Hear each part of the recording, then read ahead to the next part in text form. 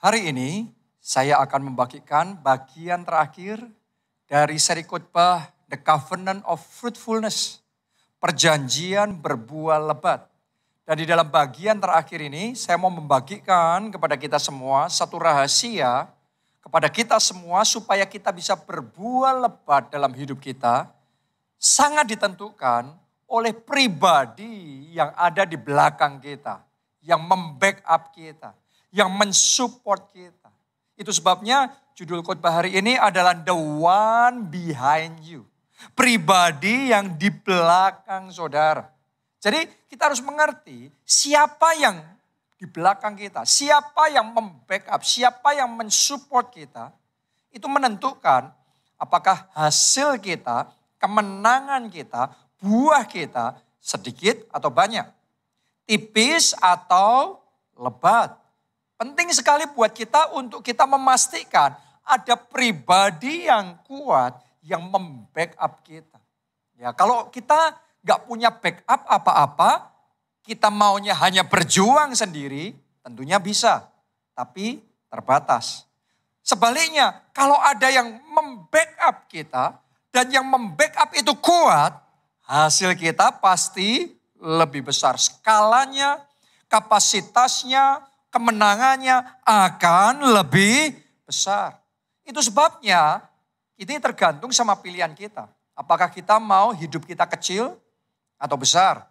Apakah kita mau buah yang kita hasilkan sedikit atau banyak? Karena sama-sama berjuangnya, sama-sama kerjanya, sama-sama capeknya.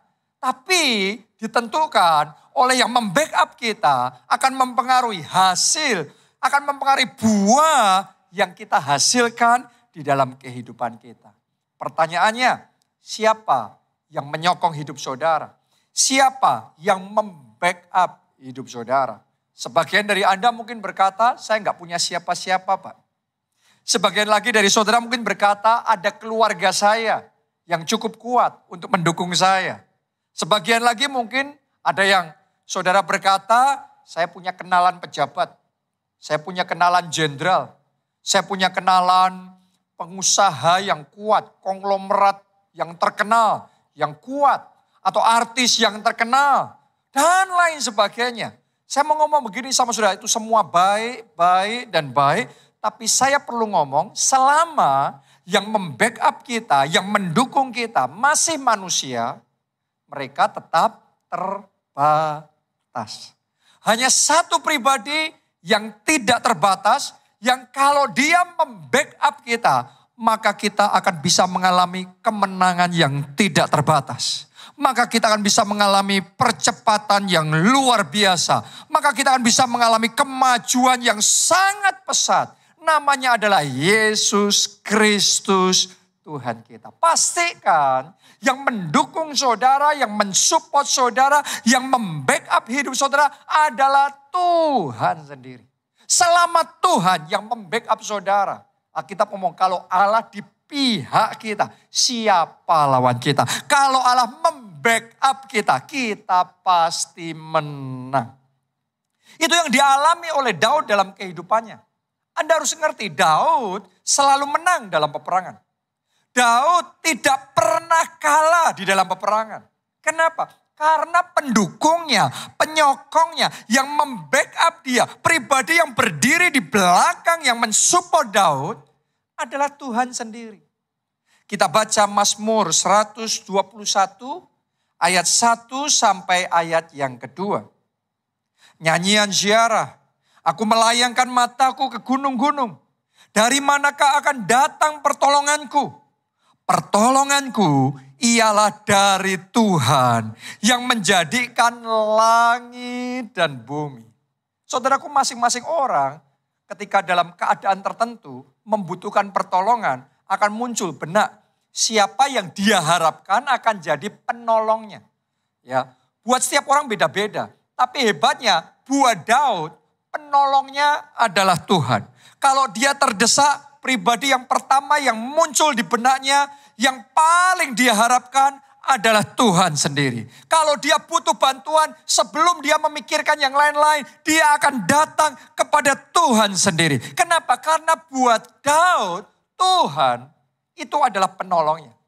Tuhan itu adalah penyokongnya. Masih ingat gak saudara ketika Daud berhadapan dengan Goliat, raksasa yang besar itu. Secara manusia Daud pasti kalah. Karena Daud masih muda, belum pengalaman, belum ada apa-apanya. Tapi hebatnya dia ngomong begini sama Goliat. Kamu mendatangi aku dengan tombak dan lembing. Tapi aku mendatangi engkau dengan nama Tuhan semesta alam. Jadi dengan kata lain, buat Daud, Tuhan itu andalannya. Tuhan itu pegangannya. Tuhan itu yang membackup dia. Tuhan itu penyokongnya. Dan itu sebabnya Daud selalu mengalami kemenangan dalam hidupnya. Kenapa? Karena Alkitab berkata pengharapan akan Allah tidak mengecewakan. Kalau saudara taruh harapanmu, kalau saudara taruh imanmu kepada Tuhan dan dia jadi membackup dalam hidup saudara, dia jadi penyokong saudara, dia jadi penolong dalam hidup saudara, Anda akan seperti Daud, tidak terkalahkan. Anda akan mengalami kemenangan demi kemenangan, terobosan demi terobosan terjadi dalam hidup saudara. Saya berdoa tahun ini kemenangan demi kemenangan terjadi dalam pekerjaan saudara. Saya berdoa tahun ini berkat demi berkat, kelimpahan demi kelimpahan tercurah di dalam keuangan saudara. Saya berdoa tahun ini dalam semua aspek hidup saudara, dalam kehidupan rohani, dalam pelayanan saudara, Anda berbuah lebat melalui hidupmu. Jiwa-jiwa diselamatkan, keluarga saudara dipertobatkan, teman-teman saudara bisa menerima Yesus sebagai Tuhan dan Juru Selamat, mereka diselamatkan. Itu sebabnya jadikan Tuhan jadi penolong saudara. Jadikan Tuhan penyokong utama. Jadikan Tuhan andalan dan pegangan di dalam kehidupan saudara. Mungkin Anda tanya sama saya, bagaimana caranya menjadikan Tuhan penyokong kita? Bagaimana caranya membuat Tuhan itu berpihak sama kita?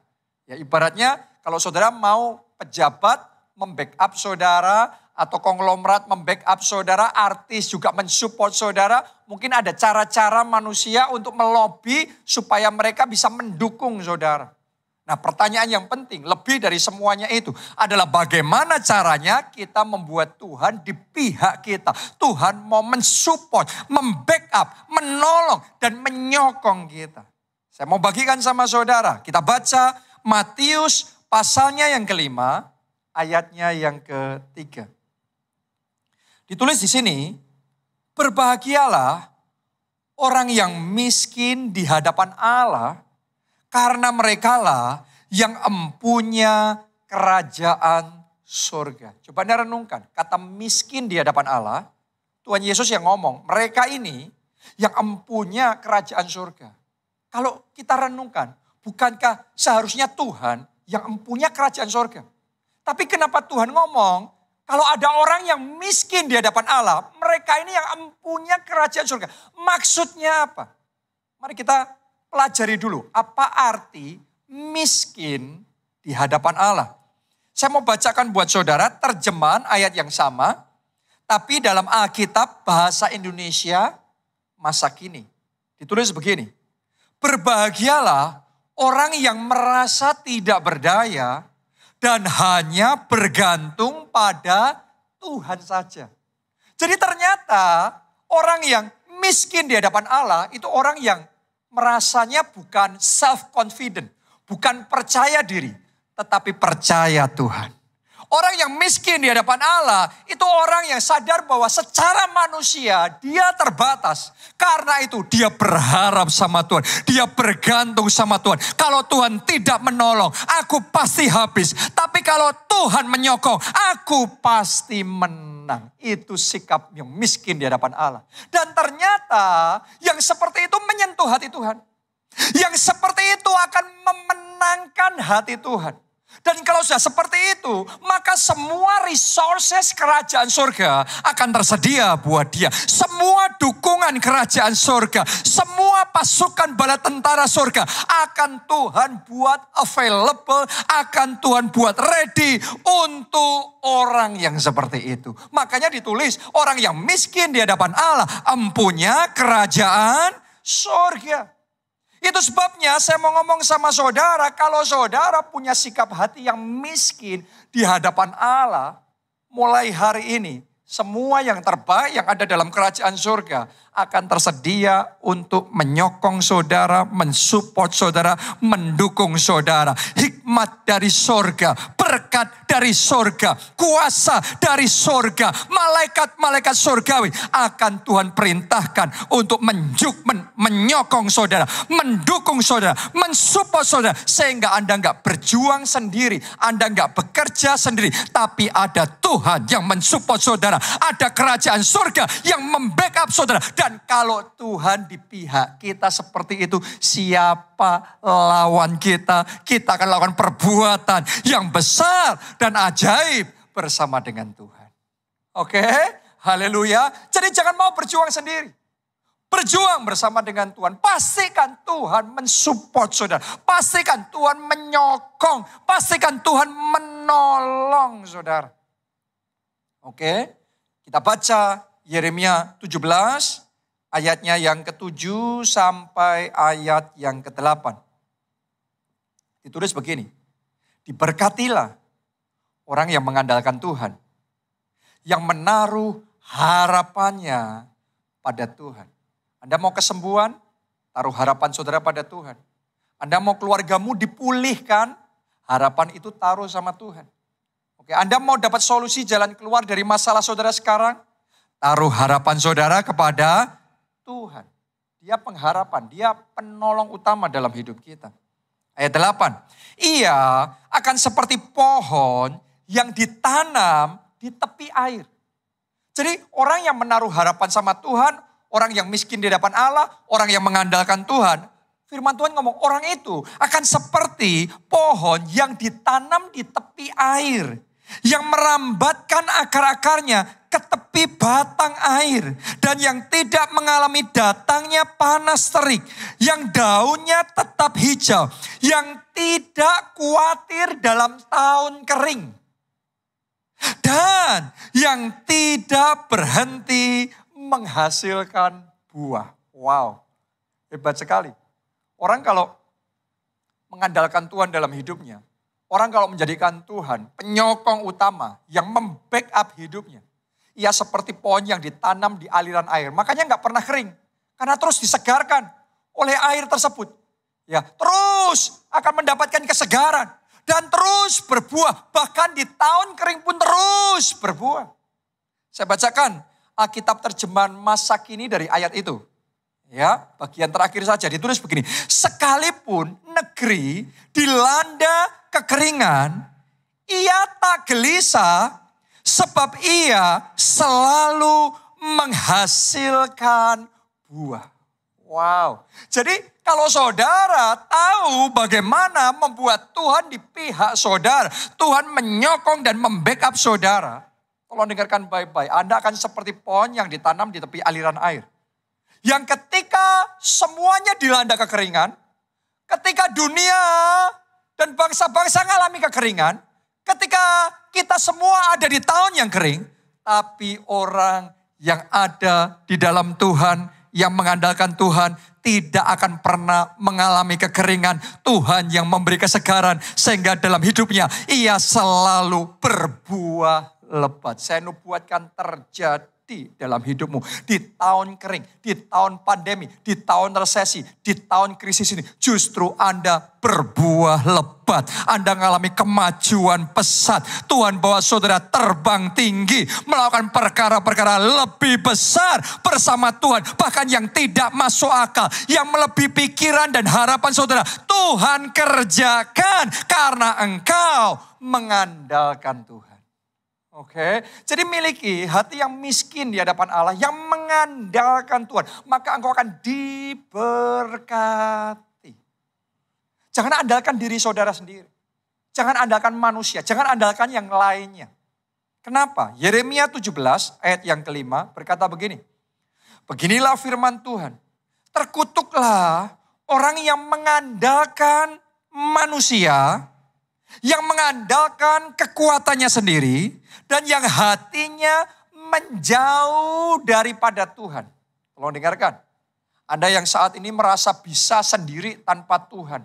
Berjuang sendiri tanpa Tuhan. Kerja sendiri, ngejar visi, impian, target Anda sendiri tanpa Tuhan. Hatinya menjauh dari Tuhan. Saya mau ngomong sama saudara, Anda nggak ada penyertaan Tuhan. Nggak ada anugerah, nggak ada kasih karunia. Akhirnya kering kerontang, akhirnya tidak berbuah dalam hidup saudara. Saya belajar pelajaran ini ya cukup menyakitkan. Maksudnya gimana? Di awal saya mulai perintisan, pelayanan dan gereja kita di Jogja. Saya mengawali itu dengan sikap yang very self-confident. Sangat percaya diri.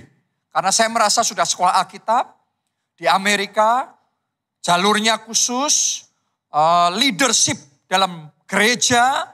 Ya saya ngerasa ngerti semua teori tentang pertumbuhan gereja. Dan saya percaya dengan semuanya itu pasti maju, pasti bertumbuh. Tapi saya bersyukur sama Tuhan. Saya mengakui di beberapa tahun awal dalam pelayanan itu, saya diizinkan mengalami kegagalan. Saya diizinkan mengalami stagnasi. Saya diizinkan sampai dalam satu titik, saya menyerah dan saya ngomong sama Tuhan, saya nggak sanggup. Saya nggak bisa, sendirian saja saya tidak bisa. Tapi justru di momen seperti itu, saya belajar bergantung sama Tuhan. Saya belajar kalau kita mengandalkan kekuatan manusia, kekuatan diri sendiri, pada akhirnya kita kering kerontang. Kita nggak berbuah dengan lebat.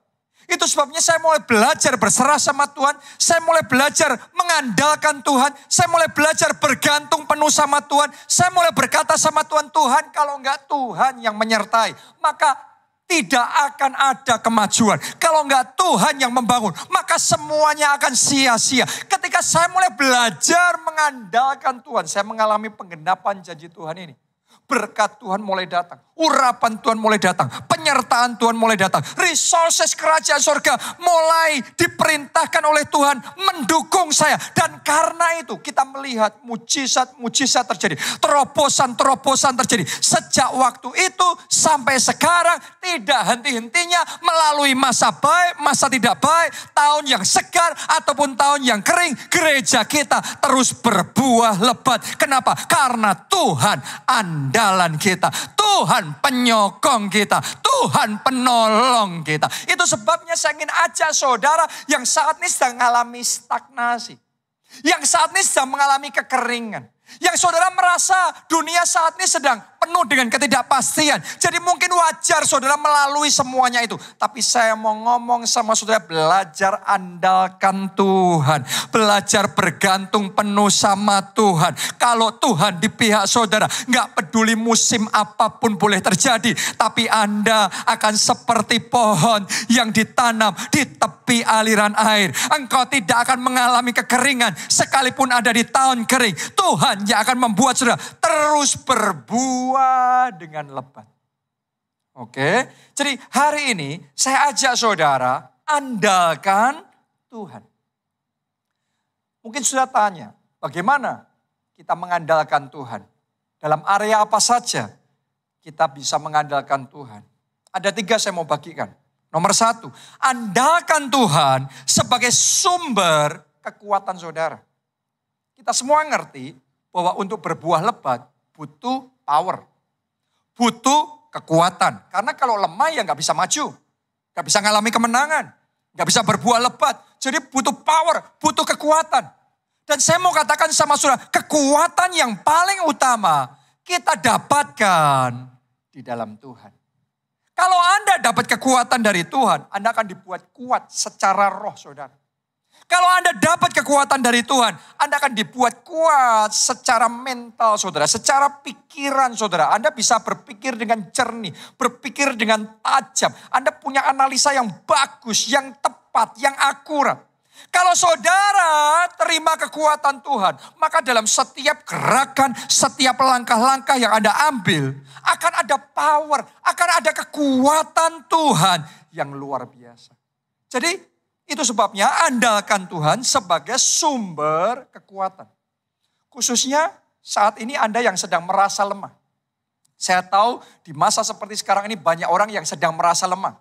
Kenapa? Karena masa sukar ini berkepanjangan.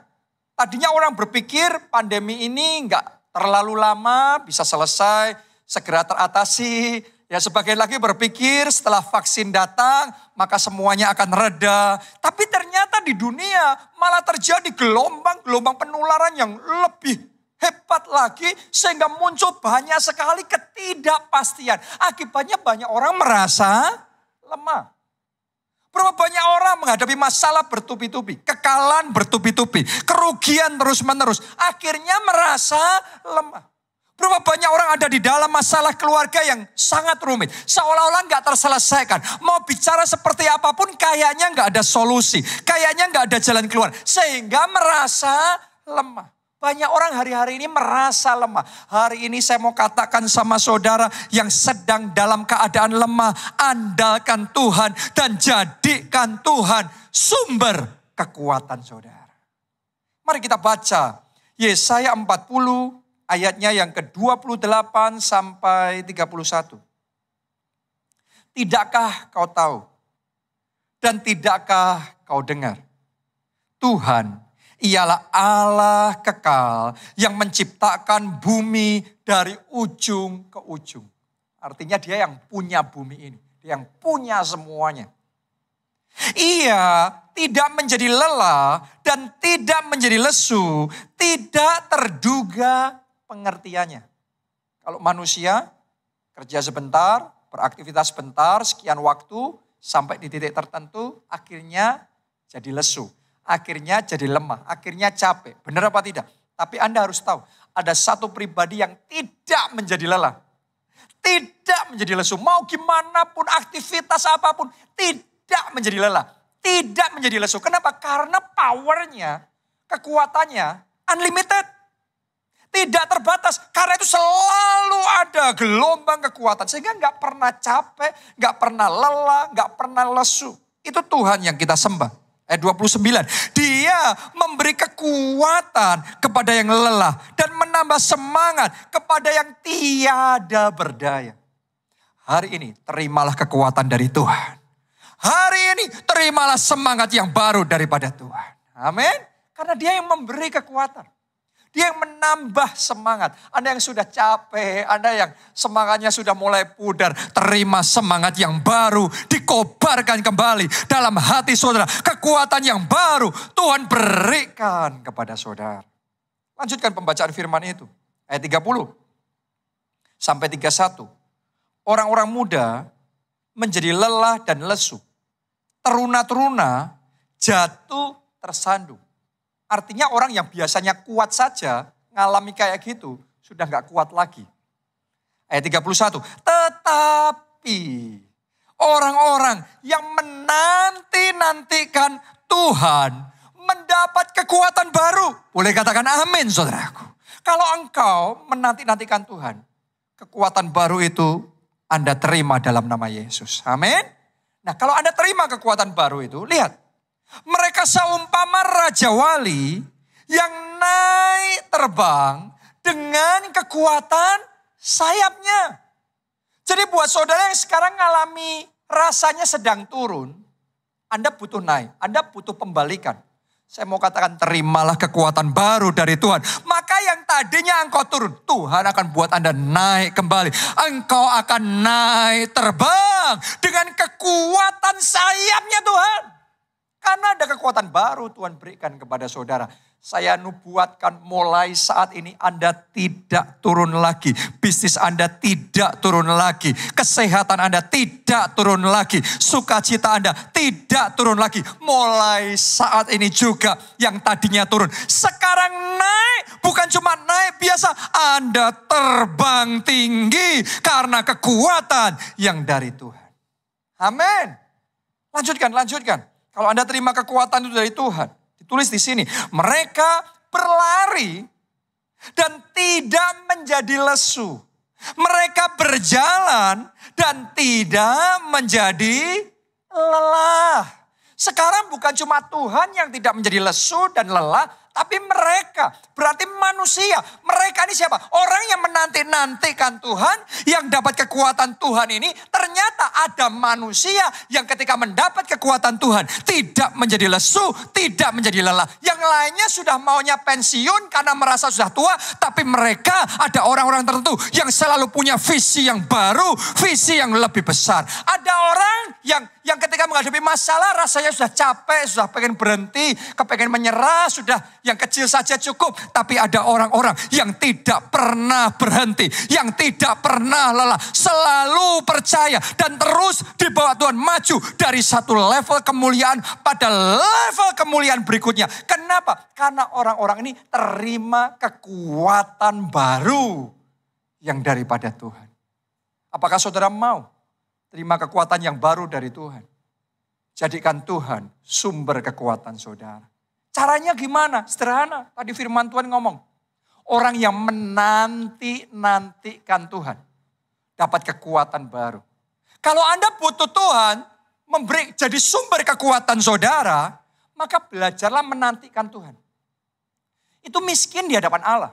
Orang mau menantikan Tuhan. Kenapa? Karena merasa miskin di hadapan Allah. Karena merasa butuh Tuhan. Kalau orang nggak merasa butuh Tuhan, disuruh menantikan Tuhan, nggak punya waktu. Disuruh pondok Daud, repot, masih ada urusan. Disuruh doa 1 jam, disuruh membangun hubungan pribadi sama Tuhan. Waduh, rasanya capek, rasanya malas. Kenapa? Karena kaya di hadapan Tuhan, bukan miskin di hadapan Tuhan. Jadi hari ini saya ajak saudara belajar miskin di hadapan Tuhan. Belajar ngerti dan sadar kita butuh Tuhan. Jikalau bukan Tuhan yang menjaga, semuanya sia-sia. Jikalau bukan Tuhan yang membangun, semuanya sia-sia. Karena itu, ya Tuhan, aku sempat untuk menantikan Tuhan. Aku punya waktu untuk berdoa. Aku mau untuk pondok Daud, membangun pondok Daud, menyukakan hati Tuhan. Kalau Anda punya sikap hati yang miskin di hadapan Allah seperti itu, maka kekuatan dari surga saat ini terimalah dalam hidup saudara. Ketika kekuatan itu mengalir, kelemahan saudara dilenyapkan. Anda akan seperti orang-orang ini yang berjalan tidak menjadi lemah, yang berlari tidak menjadi lesu.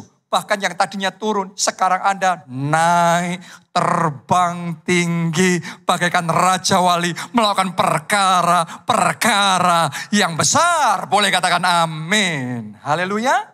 Coba Anda baca Mazmur 84 ayat 6 dan 8. Berbahagialah manusia yang kekuatannya dalam Engkau. Dalam Tuhan. Yang berhasrat mengadakan apa? Ziarah. Mencari Tuhan.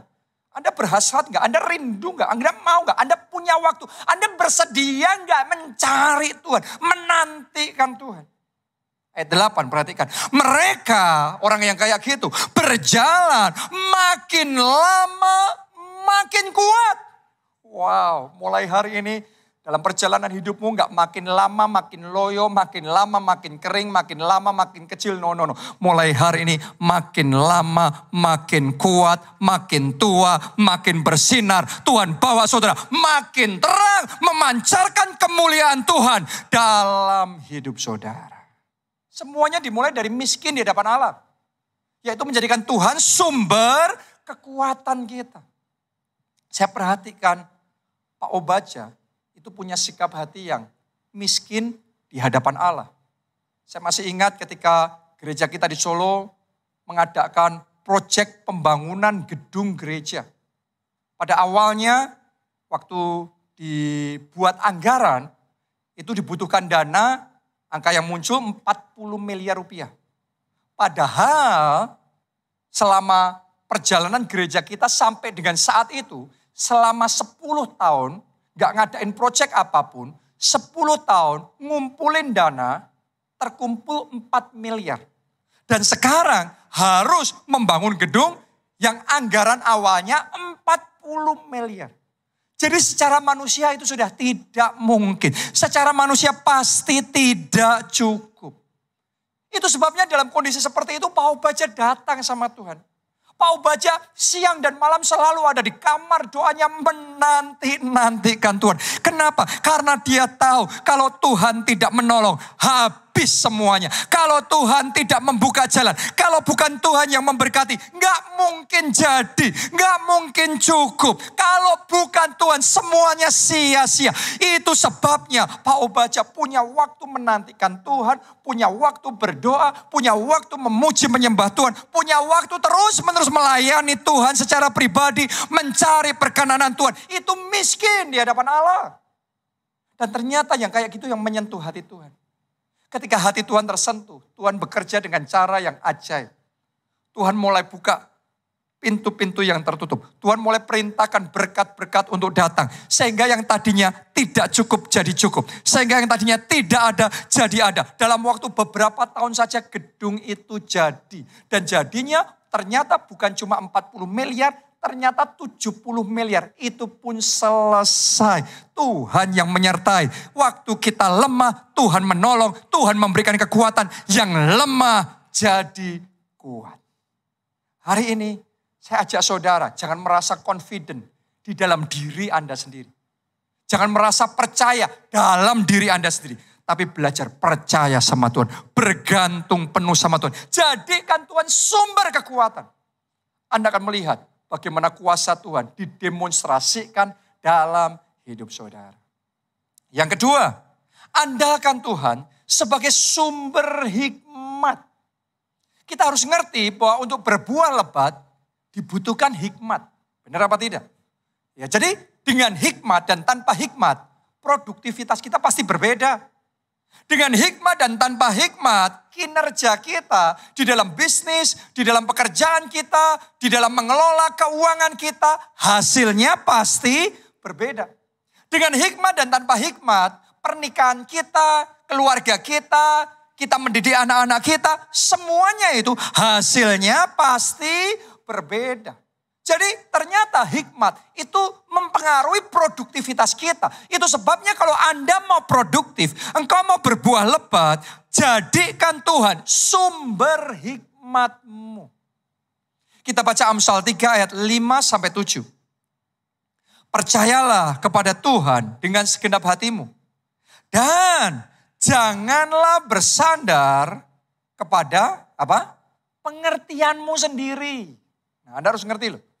Karena sebagian orang tanpa sadar, bersandarnya, merasa pedenya, mantapnya, karena merasa dia pintar. Karena merasa kita, wah hebat, pintar. Tapi firman Tuhan ngomong, janganlah bersandar kepada pengertianmu sendiri. Akuilah dia dalam segala lakumu, maka ia akan meluruskan jalanmu. Janganlah engkau menganggap dirimu sendiri bijak. Takutlah akan Tuhan dan jauhilah kejahatan. Hari ini saya ingin ajak saudara menyadari bahwa kalau kita mengandalkan pengertian kita sendiri, kita bisa salah langkah. Ada jalan yang disangka orang lurus, ternyata ujungnya maut. Ada berapa banyak orang merasa hikmatnya, pengertiannya, pemikirannya hebat, bahkan lebih benar daripada firman Tuhan. Akhirnya salah langkah. Coba Anda renungkan berapa banyak orang yang mengalami hal yang seperti itu. Karena itu hari ini belajar untuk menjadikan Tuhan sumber hikmat. Apapun yang firman Tuhan katakan, saudara ikuti. Ya, kita baca Yakobus 1 ayat yang ke-5. Tetapi apabila di antara kamu ada yang kekurangan hikmat, hendaklah ia memintakannya kepada Allah yang memberikan kepada semua orang dengan murah hati dan dengan tidak membangkit-bangkit, maka hal itu akan diberikan kepadanya. Jadi kalau saudara mau dapatkan hikmat Tuhan, diawali dari meminta. Ya, merasa butuh. Tuhan, hikmatku enggak seberapa. Hikmatku enggak ada apa-apanya. Kalau engkau enggak ngajarin aku, kalau Tuhan enggak memberikan petunjuk, kalau Tuhan enggak mencelikkan pengertianku, aku salah langkah. Pasti keputusanku salah. Akhirnya maut, akhirnya kegagalan, akhirnya kebangkrutan, akhirnya kehancuran yang terjadi. Tapi kalau Tuhan yang memberikan hikmat, aku percaya yang dari Tuhan pasti benar. Firman Tuhan pasti benar. Hikmat Tuhan akan mendatangkan kemenangan.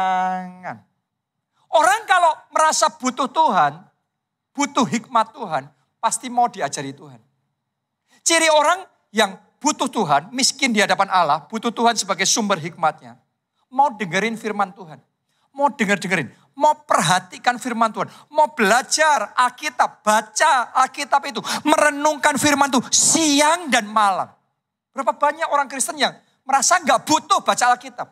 Gak butuh merenungkan firman Tuhan. Butuh ini, melakukan itu, ketemu orang ini, ketemu orang itu, aktivitas ini, aktivitas itu butuh. Tapi firman Tuhan gak butuh. Alkitab gak butuh. Merenungkan dan memikirkan Alkitab gak butuh. Orang yang seperti itu pada akhirnya salah langkah. Orang yang seperti itu pada akhirnya habis. Kering kerontang, layu dalam hidupnya. Tapi kalau saudara punya kerendahan hati diajari oleh firman Tuhan. Tuhan akan meluruskan jalan hidup saudara. Hikmat Tuhan memenuhi hidup saudara. Dan Tuhan akan menjadikan Anda berhasil. Ya, jadi hari ini belajar ngikuti firman Tuhan. Firman Tuhan dalam pernikahan. Firman Tuhan di dalam pekerjaan. Firman Tuhan di dalam keuangan. Firman Tuhan di dalam investasi. Firman Tuhan di dalam keluarga. Saudara kalau ikuti hikmat Tuhan, Tuhan yang akan menjadikan hidupmu berhasil. Coba Anda lihat Pak Obadja. Pak Obadja itu merasa nggak pintar. Ya, miskin di hadapan Allah. Kenapa? Karena dia sekolah SMP aja nggak lulus. Jadi SMP kelas 2 itu berhenti di tengah jalan. Bahkan dia nggak sekolah Alkitab. Tapi Tuhan suruh untuk jadi gembala. Secara manusia itu tidak mungkin. Secara manusia nggak bisa. Itu sebabnya dia terus mengejar Tuhan. Dia terus menantikan Tuhan. Dia terus minta diajari Tuhan. Caranya gimana Tuhan? Tuh berikan petunjuk. Karena kalau Tuhan nggak bicara, Tuhan nggak ngasih petunjuk. Pasti salah langkah. Pasti salah kaprah. Pasti nggak ada kemajuan. Semuanya jadi sia-sia. Itu sebabnya dia terus menerus belajar firman Tuhan. Terus menerus belajar bahkan dari hamba-hamba Tuhan yang dipakai Tuhan, diurapi Tuhan secara luar biasa. Bahkan sebelum pandemi, saya yakin saudara jemaat keluarga Allah Anda ngerti Pak Obadja sangat sering pergi ke luar negeri. Ke berbagai gereja di seluruh dunia, ke Korea. Ya, kepada Pastor Yonggi-cho belajar tentang pertumbuhan gereja. Ke Singapura belajar tentang kegeraan kelompok sel. Di Bogota, Kolombia belajar tentang prinsip 12. Tentang bagaimana multiplikasi tanpa batas. Bahkan yang terakhir pergi ke Nigeria. Belajar di gereja yang digembalakan Pastor I.E. Adeboye. Tentang bagaimana berjalan di dalam kuasa dan mujizat Tuhan. Jadi terus belajar. Ngejar hikmat. Bayar harga supaya dapat hikmat Tuhan. Dan benar ketika hikmat itu dia dapat. Dia kerjakan itu. Hikmat itu membuahkan hasil yang manis. Jadi hari ini saya ajak saudara untuk merendahkan diri. Merasa butuh firman Tuhan. Jangan ngomong aku gak butuh baca Alkitab. Jangan ngomong aku gak punya waktu merenungkan firman siang dan malam. Kalau sempat aja. Anda yang seperti itu rasanya benar tapi akhirnya Anda terpaksa akan menekuk lutut saudara. Karena akhirnya mentok, ngalami kegagalan. Hari ini mari rendahkan diri di hadapan Tuhan. Sadarilah tanpa Tuhan kita gak ada apa-apanya. Kalau Tuhan gak ngajarin kita, Tuhan gak memberi petunjuk kepada kita, kita bisa salah langkah. Tapi kalau kita mau ngikuti Tuhan, kita mau berjalan seturut dengan hikmat Tuhan, maka kita akan melihat kemenangan gilang gemilang Tuhan kerjakan dalam hidup kita. Amin. Itu yang kedua. Yang ketiga, yang terakhir. Andalkan Tuhan sebagai sumber berkat. Jadi siapa sumber berkat saudara? Pastikan Tuhan sumber berkat saudara. Ini penting sekali. Karena sebagian orang merasa pekerjaannya itu sumbernya. Ada sebagian lagi yang merasa orang tuanya yang kaya itu sumbernya. Saya mau ngomong begini sama saudara, selama itu manusia ya pada akhirnya akan kering. Hanya satu yang tidak pernah kering. Sumber berkat yang tidak pernah habis. Yaitu Tuhan kita sendiri. Jadikan Tuhan satu-satunya sumber berkat dalam hidup saudara. Maka dia bisa memakai 1001 saluran berkat. Entah itu pekerjaanmu atau pekerjaan yang lain lagi. Entah itu orang tuamu atau bahkan orang yang tidak engkau kenal sama sekali. Untuk jadi saluran di mana Tuhan mengimpartasikan dan memerintahkan berkat-berkatnya datang melimpah di dalam kehidupan saudara. Jadikan Tuhan sumber berkat dalam hidup saudara. Kita baca Yesaya 32 ayat yang ke-14 sampai ayat yang ke-15. Ayat 14 ini dimulai dari titik terendah. Ayat yang ke-15 nanti adalah momen ketika Tuhan jadi sumber berkat. Ya, mari kita lihat perbedaannya. Ayat 14, sebab purimu sudah ditinggalkan dan keramaian kotamu sudah berubah menjadi kesepian. Berapa banyak orang ngalami ini? Berarti terjadi kemunduran, setback. Tadinya rame, sekarang sepi. Tadinya berkembang, sekarang menurun. Bukit dan menara sudah menjadi tanah rata untuk selama-lamanya. Tadinya prestasinya hebat, sekarang jadi tanah rata, kayak nggak ada apa-apanya. Menjadi tempat kegirangan bagi keledai hutan dan tempat makan rumput bagi kawanan binatang. Coba Anda bayangkan, keadaan kota, keadaan rumah yang sudah sepi, terus sekarang jadi tempat buat binatang. Berarti benar-benar itu sudah ditinggalkan. Berapa banyak orang dalam titik terendah dalam hidupnya, yang kering kerontang dalam hidup saudara. Nah, Anda yang sedang alami itu, perhatikan ayat 15. Sampai dicurahkan kepada kita roh dari atas. Wow. Hari ini terima roh dari atas tercurah dalam hidup saudara. Hari ini terima Roh Kudus tercurah dalam hidup saudara. Itu penting. Kenapa? Maka padang gurun akan menjadi kebun buah-buahan. Dan kebun buah-buahan itu akan dianggap hutan. Wow. Anda bayangkan, kontras gak? Antara padang gurun dan kebun buah-buahan yang saking rindangnya sampai kayak seperti hutan. Beda banget. Yang satu kering kerontang, yang satu kebun buah-buahan yang hasilnya melimpah dengan buah-buah yang segar, buah-buah yang menarik, buah-buah yang berlimpah-limpah.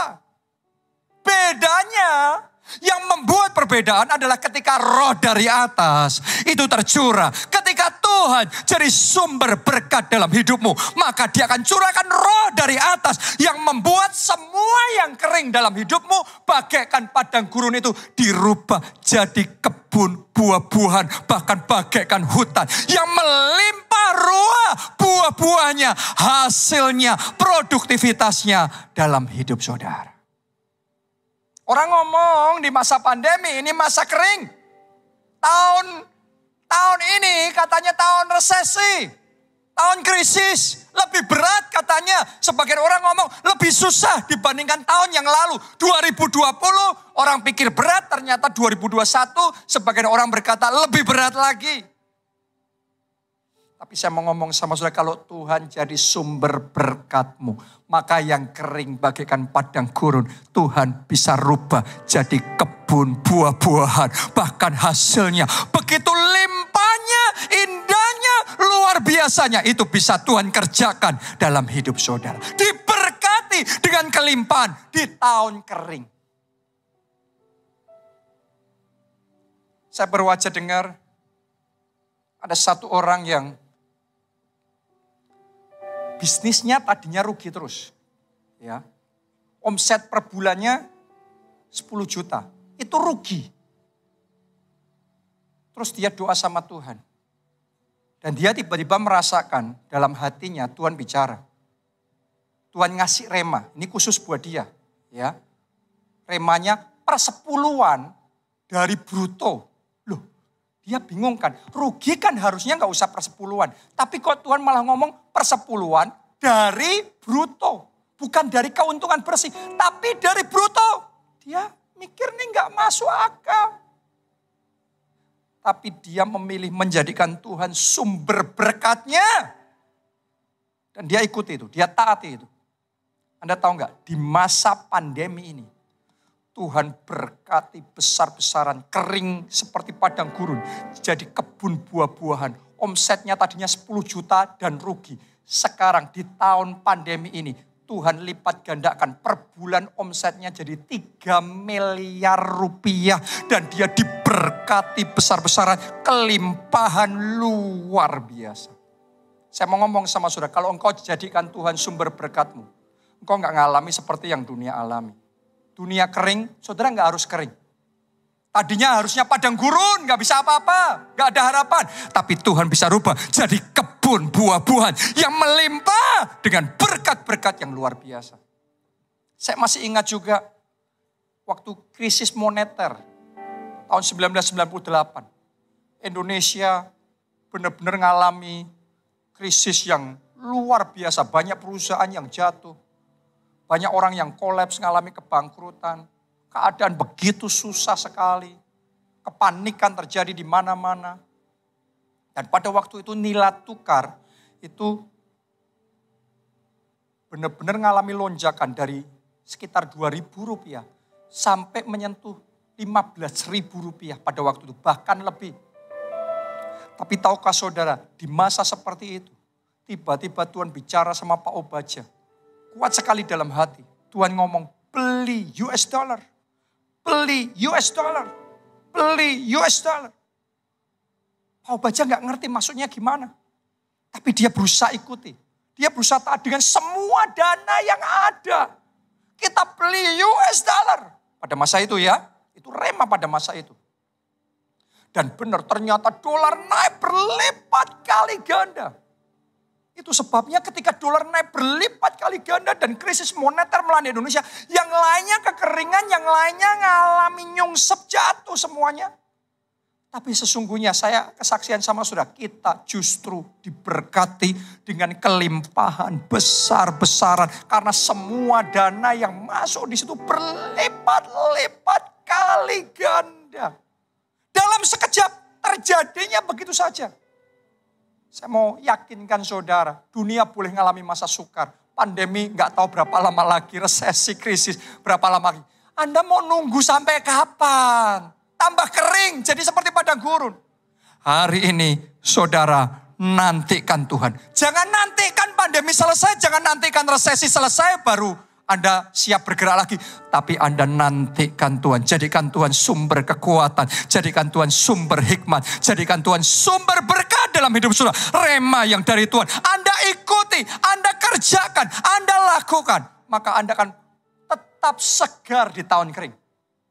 Terus berbuah lebat, produktif, maju, dan diberkati dengan kelimpahan dalam hidup saudara. Saya percaya, saya rasakan waktu saya ngomong seperti ini. Akan ada orang-orang yang di tahun sangat kering, sangat susah ini. Anda akan bersaksi kelimpahan. Tuhan curahkan besar-besaran. Yang tadinya kering di padang gurun. Tuhan pindahkan jadi seperti kebun buah-buahan yang melimpah dengan berkat-berkat Tuhan yang luar biasa. Anda percaya? Yang percaya bangkit berdiri. Bangkit berdiri. Mari angkat dua tangan saudara. Nyanyikan lagu ini. Ku nyanyi haleluya. Semuanya mari lambaikan dua tangan saudara. Mari katakan haleluya. Haleluya. Di masa kekeringan, di masa kegelapan, kami tetap serukan haleluya. Haleluya. Praise the Lord. Puji Tuhan. Terima kasih Tuhan. Oh, ada nyanyian, ada puji-pujian, ada penyembahan. Haleluya. Haleluya. Yes Lord. Selalu terjadi atas kerjaku. Anda mau mujizat besar terjadi dalam hidup saudara? Amin, amin. Anda mau di masa kering tetap berbuah lebat? Yes, amin. Anda mau padang gurunmu dirubah jadi seperti kebun buah-buahan yang berlimpah-limpah? Yes, amin. diawali dari engkau terima Yesus sebagai Tuhan dan Juru Selamat. Itu sebabnya saya ajak saudara yang belum pernah terima Yesus sebagai Tuhan dan Juru Selamat. Mari buka hati saudara. Ini waktu terbaik. Jadikan dia penyelamat dalam hidup saudara. Angkat dua tangan saudara. Mari ikuti doa saya. Tuhan Yesus. Tuhan Yesus. Masuklah dalam hatiku. Masuklah dalam hatiku. Jadi Tuhan dan Juru Selamatku. Jadi Tuhan dan Juru Ampuni dosa-dosaku. Ampuni dosa-dosa. Dan selamatkan jiwaku. Selamatkan jiwa. Mulai sekarang. Mulai sekarang. Hidupku milik Tuhan Yesus. Hidupku milik Tuhan Yesus. Dan aku percaya. Dan aku percaya. Dosa-dosaku sudah diampuni. Dosa-dosaku sudah Dan jaminan keselamatan. Dan jaminan keselamatan. Dalam kerajaan surga. Dalam kerajaan Sudah aku terima. Terima kasih Tuhan Yesus. Amin. Mari semuanya angkat dua tangan. Kita ambil waktu berdoa. Saya ajak semuanya berdoa. Buat keluarga saudara dan teman-temanmu yang belum menerima anugerah keselamatan. Mari berdoa, Tuhan. Jamah mereka. Jamah mereka. Ya Roh Kudus. Bekerjalah. Selamatkan keluarga. Selamatkan teman-temanku. Selamatkan mereka Tuhan. Selamatkan mereka ya Tuhan. Berdoa saudara, berdoa, berdoa. Berdoa, berdoa. Pakai aku Tuhan. Jadi saksi Kristus. Pakai aku jadi penjala jiwa. Penjala manusia. Biarlah perkataanku ini jadi kesaksian. Biarlah tindakanku jadi kesaksian. Biarlah hidupku jadi kesaksian. Melalui hidupku jiwa-jiwa diselamatkan. Pakai aku Tuhan. Oh Jesus. Oh Jesus. Kami perlu Engkau Tuhan. Kami perlu Engkau Tuhan. Kami perlu Engkau Tuhan. Saudaraku, Yesus yang ngomong, berbahagialah yang miskin di hadapan Allah. Karena merekalah yang empunya kerajaan surga. Saya berdoa hati yang miskin di hadapan Allah. Hati yang merasa butuh Tuhan. Kalau enggak Tuhan menyertai kita, pasti habis semuanya. Kalau Tuhan enggak menjaga kita, pasti remuk semuanya. Kita butuh, kita bergantung penuh. Dan kita jadikan Tuhan andalan kita. Saya berdoa hati seperti itu ada dalam hidup saudara. Itu sebabnya saya ajak saudara, ayo kita ngomong sama Tuhan. Sampaikan komitmen, dedikasi kita bahwa Tuhan jadi sumber segalanya di dalam kehidupan kita. Anda yang mau, mari angkat dua tangan, ikuti doa saya. Katakan Tuhan Yesus, mulai sekarang, jadilah sumber segalanya dalam hidupku. Jadilah sumber kekuatanku. Jadilah sumber hikmatku. Jadilah sumber berkatku. Jadilah penyokong dalam hidupku. Mari semuanya berdoa. Oh, jadilah sumber berkatku. Jadilah sumber hikmatku. Jadilah sumber kekuatanku. Kami perlu Engkau Tuhan. Kami butuh Tuhan. Engkau penolong kami. Engkau penyokong kami. Orang lain mengandalkan harta, mengandalkan jabatan, mengandalkan kekuasaan. Tapi kami mengandalkan Tuhan dalam hidup kami. Tuhan harapan kami. Tuhan andalan kami. Oh, bekerjalah ya Tuhan.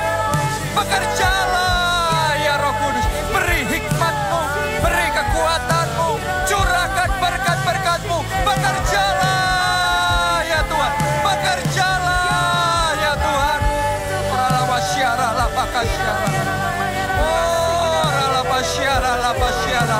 Engkau penyokong, Engkau yang membackup, Engkau yang menolong kami, Engkau segalanya dalam hidup kami. Thank you Jesus, thank you Jesus. Mari saudara, saya ajak nyanyikan bersama-sama. Ku nyanyi haleluya, ku sorak haleluya. Mujizat besar, katakan dengan iman, pasti terjadi. Dalam hidupku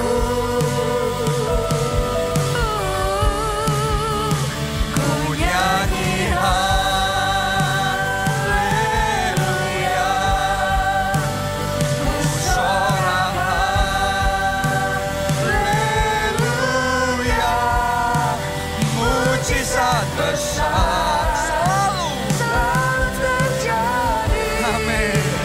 Atas gerejaku. Mari kita katakan, ku percaya firman-Mu. Ku percaya firman-Mu. Ku percaya janji-Mu. Ku percaya janji-Mu. Ku percaya kuasa-Mu. Ku percaya kuasa-Mu. Mujizat besar pasti terjadi.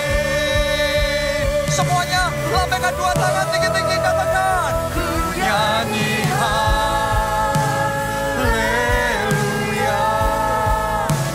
ku sorak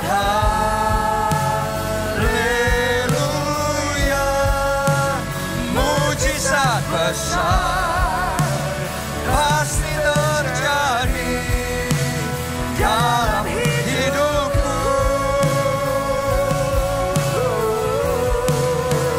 Ku nyanyi haleluya,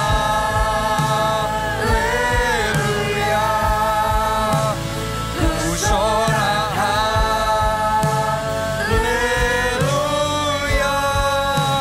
mujizat besar selalu terjadi atas gerejaku. Mari katakan, mujizat besar pasti terjadi. Mujizat besar Pasti